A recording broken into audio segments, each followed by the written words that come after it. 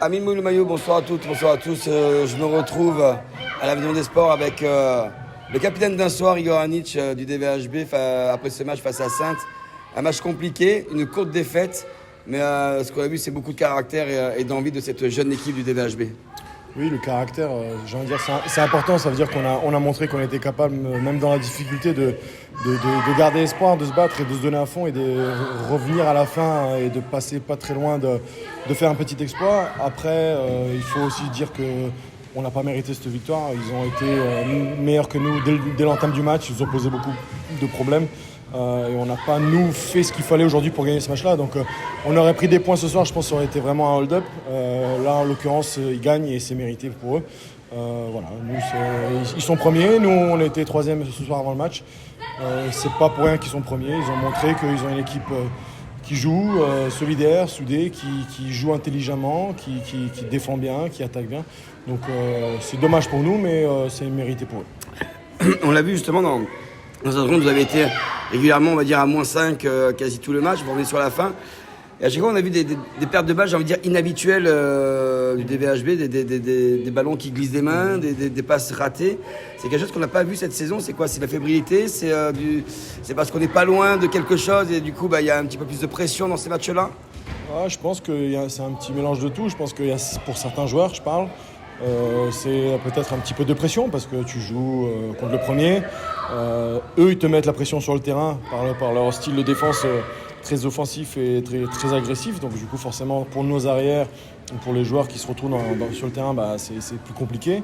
Donc forcément, la balle est plus lourde et du coup, on a la main un peu plus fébrile, on perd plus de ballons. Sachant que si on veut gagner ou prendre des points contre une équipe qui est première du championnat et qui joue aussi bien, on ne peut pas se permettre d'avoir, je dis bêtise, mais peut-être 15 pertes de balles, je crois. C'est beaucoup trop, 15 pertes de balles. Tir raté, c'est normal, le gardien il est là pour faire des arrêts, donc c'est normal qu'il y ait des tirs ratés. Mais c'est surtout, je pense, les pertes de balles qui nous font très très mal parce que c'est pas des pertes de balles, j'ai envie de dire simples, c'est des pertes de balles où on leur donne la balle dans la main, où ils partent en contre-attaque et ils marquent des buts faciles. Mentalement c'est dur, physiquement c'est dur, ça nous fait courir. Je pense que la raison c'est que un peu de pression, leur style qui nous convient pas.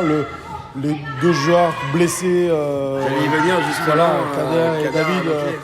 Kader et David qui ont apporté des rotations supplémentaires et l'expérience. Surtout en parlant de Kader, beaucoup plus d'expérience sur un match justement comme ça engagé. Ça nous aurait fait énormément de bien.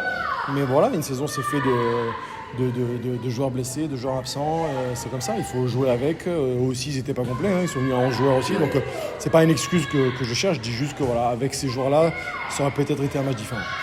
Ça n'enlève pas que le DVHB fait une saison exemplaire, peut-être au-delà des espérances du début de saison, avec un groupe jeune, des joueurs d'expérience.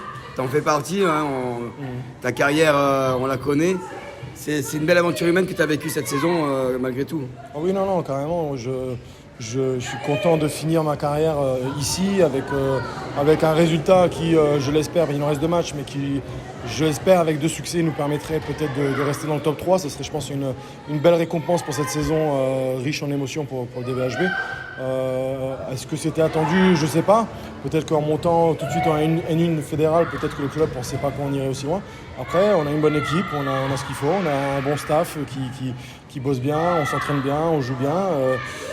Équipe jeune, oui, mais bon, il y a quand même quelques joueurs d'expérience. L'année prochaine, Kader part, moi j'arrête, donc forcément ça va laisser un trou au niveau expérience.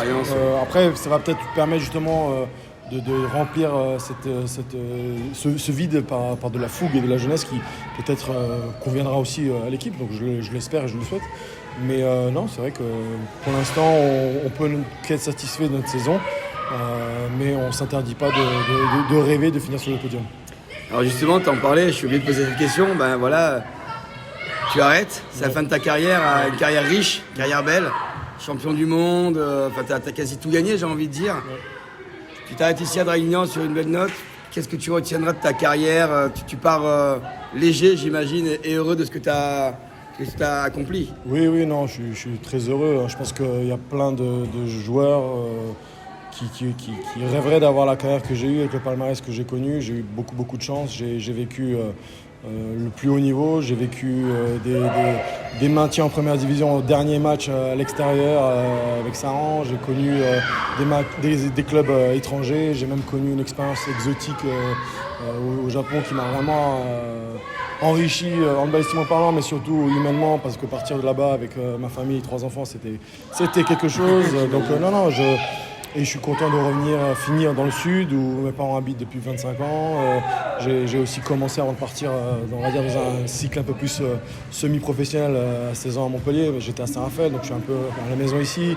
Il y a beaucoup de monde de Draguignan, c'est des anciens Raphaëlois aussi. Donc voilà, je suis un peu comme à la maison. Donc non, je suis très heureux de finir ici. Un peu triste aussi forcément parce que comme je disais tout à l'heure à ma femme, c'est une page de plus de quasiment 25 ans qui se tourne parce que je suis parti de la maison à 16 ans pour faire le centre de formation à Montpellier. Donc même si à l'époque je ne savais pas que j'allais devenir ce que je suis devenu, mais en tout cas là, dans ma tête, mentalement, j'étais prêt à... J'avais moi décidé dans ma tête que je voulais devenir professionnel et que je voulais jouer au plus haut niveau. Donc voilà, c'est une page longue de ma vie, de ma carrière qui va se tourner.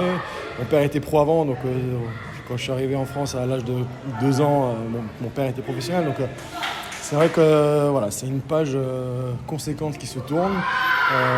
Mes fistons sont dans le handball, donc je leur souhaite au moins la même réussite, voire plus. Et si Ce sera très beau s'ils font plus. Voilà, et si je peux revivre ces émotions à travers eux, ça serait super. Et sinon, je leur souhaite d'être heureux et de profiter de la vie. Merci. Et si certains ne savent pas qui est Igor Anić, allez voir sur Internet, vous verrez que le palmarès, il est pas mal en tout cas. Igor, merci. C'était un plaisir de te connaître cette saison et plein de bonnes choses pour la suite. Merci, c'est gentil.